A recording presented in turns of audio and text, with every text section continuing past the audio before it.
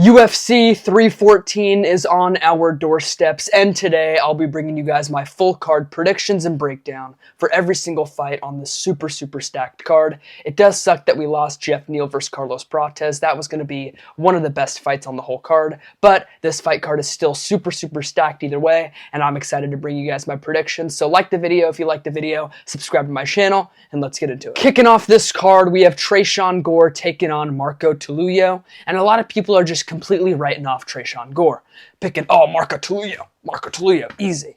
But listen, Marco Tulio's only UFC win is against Ihor Potieria, and Ihor Potieria might be the worst UFC fighter in UFC history. I'm going to be honest with you.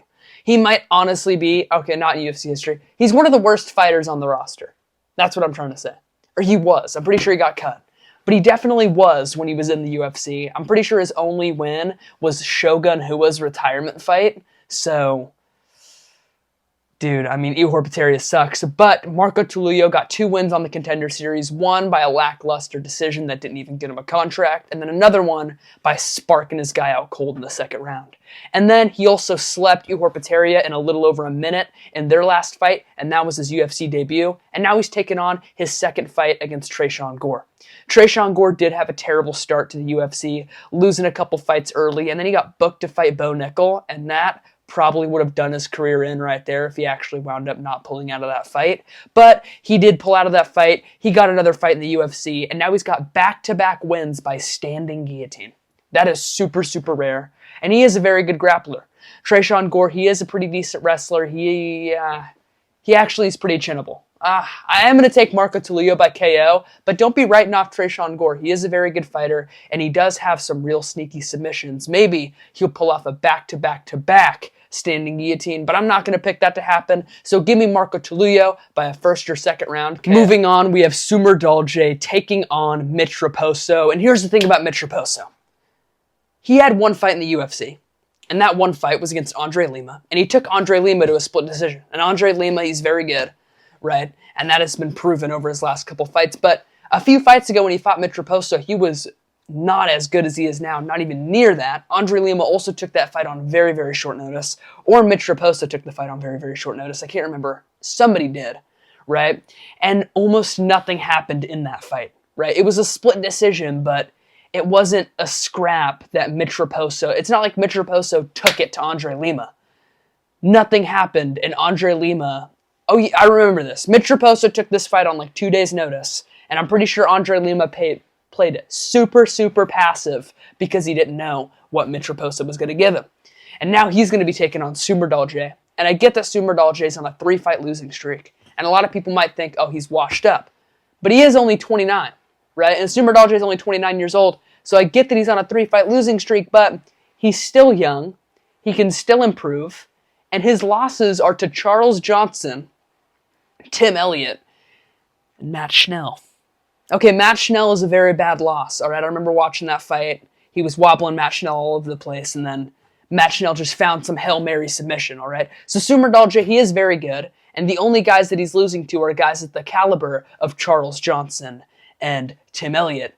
I think Mitch Raposo gets destroyed by both these guys, and I think that Mitch Raposo is going to lose to Sumer Dolce. So I'm going to take Sumer Dolce by unanimous decision, but I could very well be wrong on this. Mitch Raposo is a very talented fighter, and we'll see what he looks like on a full. Moving on, we have Cedricus Dumas taking on Michael Okunjayszczyk, and here's the thing about Michael Okunjayszczyk. He's so talented, right? And I see him fight, and it's like, he looks good until he doesn't, and it's like, he just can't really seem to win right now. And it's like, to be fair, he's 1-4 in his last 5. And if we're thinking about his losses and his wins, he lost to Caio Borralho. That's not a bad loss. Then he got a KO win. Then he lost to Michel Pereira. Okay, that's not a bad loss. Then he lost to Kevin Holland, which, that's not terrible. I think Kevin Holland would beat Cedricus Dumas. That'd actually be a pretty funny fight to see. Then he lost to Kevin Holland, and then he lost to Shara Bullet. Those are very good losses. if you ask me. And I do think that he's going to be able to beat Cedricus Dumas. Cedricus Dumas is coming off of a win. It's a win over a guy with a losing record, though. Dennis Tululin. How are you in the UFC? You have a losing record. You have a losing record? How are you in the UFC? Best promotion in the world. We're signing guys that are 11-11, all right? Top promotion in the world, all right? And we're signing these guys. Are you kidding me? But yeah, Cedricus Dumas, he is coming off of a win. And now he's going to be taking on Michael Okajaychuk, but I don't think that he's going to be able to get past him. Michael Okajaychuk kind of reminds me of a middleweight, worse version of Jan Blachowicz, where he is very good everywhere, he is good everywhere, but he's not great anywhere. And I do think that he's going to be able to find the KO blow on Cedricus Dumas. He does keep his chin very high in the air. Cedricus Dumas, his striking has improved, but it's not that good if we're going to be honest here. So I don't think that he's going to win. I do think that Michael Okajaychuk's going to spark him out in the first or the second round. Moving up the card, we have Darren Elkins taking on Julian Erosa, and what is this match? Okay, back-to-back fights. The next fight I'm going to talk about is another amazing example of terrible matchmaking. This is one too. Darren Elkins is 40 years old in the featherweight division, right? He just beat Daniel Pineda. Daniel Pineda's whole thing is that he got cut from the PFL for using roids, and that was honestly the only time Daniel Pineda has looked like super promising. So I'm not going to even rate that win very high. I mean, you see how Nathaniel Wood just absolutely manhandled him in his last fight. Darren Elkins scraped by Daniel Pineda. All right? Daniel Pineda, another old head, right? And he's going to be taking on Julian Erosa. Julian Erosa, right? He just subbed Ricardo Ramos and C-Rod back-to-back in the first round. Those guys are so many leagues above Darren Elkins and anyone that Darren Elkins is beating. Like, prime, if Darren Elkins was 10 years younger, I would still pick Julian Erosa. This matchmaking is terrible. Him being 40 does not help. I think Julian Erosa is going to take him down. I think he's going to sub him real fast, and I'm going to take Julian Erosa by a first-round submission. Moving up the card, we have Chase Hooper taking on Jim Miller, and Chase Hooper is coming off of a win over, I don't even know. I'm not restarting this video. I'm not doing it. He's Vyacheslav Borshev. That's who's coming off of a win over. He's coming off of an absolute dominant performance over Vyacheslav Borshev, and he's on a huge win streak. He looks completely improved at 155. This is not the same Chase Hooper that we saw at featherweight. And now he's going to be taking a huge step down in competition, and he's going to be fighting Jim Miller. 43-year-old Jim Miller. He's going to be fighting him. They're going to fight, and it's going to be a fight. 43-year-old Jim Miller. He's going to get smoked so bad. But lucky for him, Chase Hooper cannot really deal any damage, so it'll probably just be, your neck will probably be sore for a few days, Jim Miller. So, no, whoa. Give me Chase Hooper by first round submission. Moving up the card, we just have an absolute banger. Just an absolute banger in Yan Xiaonan versus Virna Jandiroba. Yan Xiaonan, she's got a mean left hand, right? And that is real. She actually does have a pretty good left hand. We saw her drop Jessica Andrade pretty bad. I'm not going to say slept, even though it says knockout on the whatever. It says knockout if you look it up, but it was more of a knockdown, and then the ref just stepped in. That's what happened. Yan Xiaonan hit Jessica Andrade. Jessica Andrade fell onto her butt. She was getting up, and then the ref just stopped the fight. All right? But, Yan Xiaonan, she's got a real good left hand. She fought Zhang Weili for the belt. She's real tough, Remember, Zhang Weili, she had her in that choke at the end of the first. She went out, she came back, and then she finished out the fight. But she is going to be taking on Virna Jandiroba, and Virna Jandiroba might be the best grappler, the best non-champion grappler in the women's divisions right now. She's very, very impressive, and she's coming off of a great armbar win over Amanda Lemos. And I do think that she's going to be able to submit Yan Xiaonan. Yan Xiaonan is actually, I think you say her name. is just not that good of a grappler at all, and most people that have been able to get the takedown on her have been able to beat her, and I do think that Virna Jandiroba is going to be able to do the same thing. So give me Virna Jandiroba by a second or third round submission. Moving up to the featured prelim, we have Dan Ige taking on Sean Woodson, and please God, do not let Sean Woodson get to the top of this featherweight division. I hate him. I don't know why I hate him. Maybe it's his stupid build and his stupid face and his just stupid fight style. It's just stupid. Sean Woodson, I watch him fight and it's like, how do you keep winning? Like, you see his fight with Charles Jourdain. You see his fight. You see his fight with is it Luis Padilla? Luis Padilla. You watch these fights and it's like, how are you winning? Like, how are you getting a fight against Dan Ige right now? Like, how? You know? But he is, and he's winning, and now he's fighting Dan Ige. But I love this fight for Dan Ige, and I do think that he's going to have to mix up the takedowns, because in a pure striking battle with Sean Woodson, it is very hard to get on the inside, and especially with Dan Ige's type of style where he just bruises in, kind of like an Ilia Topuria type of style, bruises in with these big hooks, right? And I just don't think that he's going to be able to get on the inside of Sean Woodson like that and land his big power shots unless he can mix up the takedowns. And I'm going to assume that Dan Ige will mix up the wrestling because he usually does. And with that, I am going to pick Dan Ige by KO. Sean Woodson, he's really frail and skinny and just super chinnable looking. I mean, he's absolutely chinnable.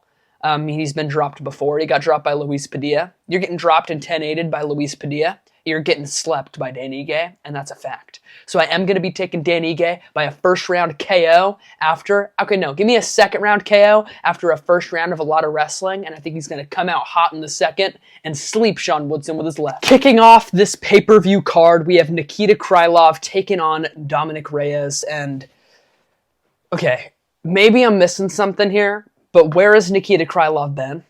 He's been out for like 3 years.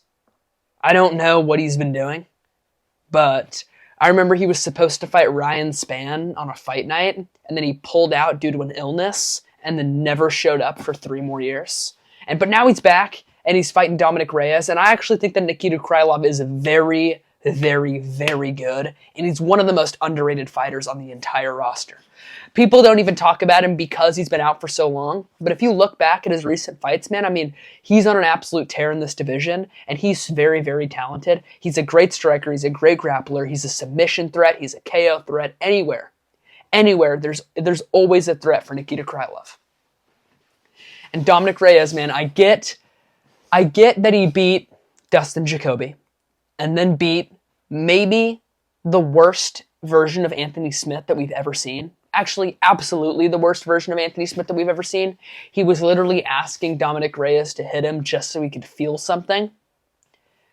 If that's your mentality going into a UFC fight, you need to get out of the cage. All right, you need to. And that fight was an absolute domination, and I'm happy that it got stopped when it did. But Dominic Reyes, he obviously very, very chinny. That's what we know. He will go out to a gust of wind. That's a fact. I wince every single time somebody throws anything at him. And I love Dominic Reyes so much, and I want to see him succeed so bad, but they're feeding him to the absolute wolves here in Nikita Krylov, and I do think that Nikita Krylov is going to get the job done. Krylov is very, very talented. He's great everywhere. I think that he's going to be able to mix up the wrestling with Dominic Reyes, but I do think that it's going to end on the feet with the first or second round KO. Moving up the card, we have another prime example of some of the worst matchmaking that Dana White can make in Patricio Pitbull taking on Yair Rodriguez. Patricio Pitbull, he's getting signed at the worst time. He is. He's getting signed at the absolute worst. He's 38 years old. And I get that he's coming off of a great title defense over in PFL or Bellator or PFLator or wherever he's fighting at, but it's not Yair Rodriguez. Yair Rodriguez is literally like, he's probably the best striker in the UFC right now, and he gets really, really overlooked just because he's so terrible on the ground. And yes, I do think that Patricio Pitbull is going to be able to take him down. But Patricio Pitbull is not the same submission threat that someone like Brian Ortega or Alexander Volkanovski are, where they can submit you at any point on the ground. If Patricio Pitbull takes him down, I do think that'll either full guard or half guard camp on Yair Rodriguez and just stall out as much time as he can if he ever does get Yair on his back. But Yair, he's very, very entertaining on the feet. He's so exciting. He's so fast. And I do think that he's going to put Patricio Pitbull out with some crazy scissor spinning question mark elbow. And I think that he's going to sleep Patricio Pitbull with it.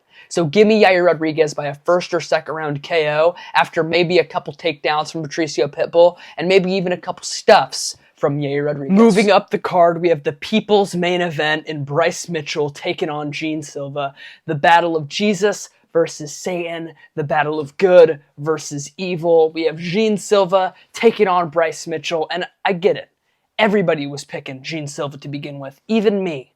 All right, I was very, very quick to ride with Gene Silva in this fight, but after listening to Bryce Mitchell, after listening to him talk about Gene Silva, after listening to him talk about his fight in his interview with the MMA Guru, Bryce Mitchell, man, he is on a different level of intensity for this fight, and I really do think that he is going to be bringing the fire. I don't think he's going to stand and trade with Gene Silva. A lot of people are saying that he's all angry and stuff and he's going to try to stand and trade with Gene Silva. He will not. He will choke Gene Silva out, and I swear to you on this. I swear to you on this, man. Bryce Mitchell, he's doing it for the Lord. He's going to take out Gene Silva. But if we actually look at their fights, Gene Silva, he has been proven to be taken down before. Even Charles Jourdain took him down multiple times, and Charles Jourdain is a pure striker, and he was taking down Gene Silva multiple times. Gene Silva has not fought a real great grappler yet besides Bryce Mitchell. And I think that Bryce Mitchell's going to be able to take him down and choke him out. Bryce Mitchell, I get it, his striking is pretty subpar at best, but it is improving, all right? His striking is improving, and he had an amazing, dominant performance over Kron Gracie where he knocked him out. And now he's going to be taking on Gene Silva, and I do think that he's going to be able to take down Gene Silva. And I think we all know that Bryce Mitchell is going to be able to take down Gene Silva, but can he submit him? And can he keep him down? And that's going to be the question. Gene Silva is just way too unproven on the ground, so I do think that Bryce Mitchell is going to be able to find the submission in round 2. Moving up the card to our co-main event, we have Michael Chandler taking on Paddy Pimblett. And man, I just think Paddy Pimblett's just going to be way too much, man. Just going to be way too much for Michael Chandler. I think he's going to take him down, choke him out. I mean, Michael Chandler, he's just going to be way too much for him. I mean, he's a Scouser. He's a Scouser. He doesn't get knocked out. But on a real note, Michael Chandler is going to be taking on Paddy Pimblett, and Michael Chandler is finally taking on a guy that he actually should be, rather than another pointless number 1 contenders fight that we all know he's never going to win. All right, he is coming off of a brutal loss to Charles Oliveira where he got dominated for 4.5 rounds and then hammered the back of Charles Oliveira's head in the 5th.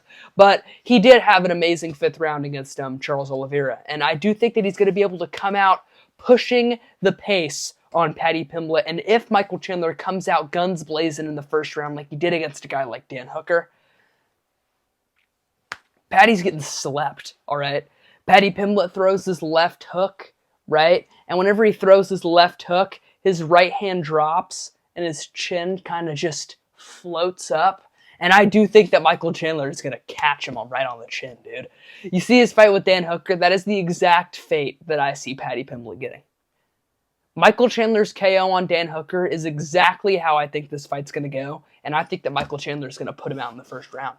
Paddy Pimblett, there is a chance that his striking defense just improves levels and levels, but I'm not just going to assume that that's going to happen. So I am going to be taking Michael Chandler by a first round KO. I think he's going to spark Paddy out cold. On to the main event of this super, super stacked card. We have Alexander Volkanovski taking on Diego Lopez, and yes, this fight should not be happening. I don't even think Ilia Topuria should have been moving up from featherweight to begin with. I would have loved to see Ilia Topuria versus Diego Lopez. That fight would have been amazing. I think if he beat Diego, then it would have been a good time to vacate and move up. But vacating now is just really, really weird to me. I don't really think Volk deserves a title fight at all.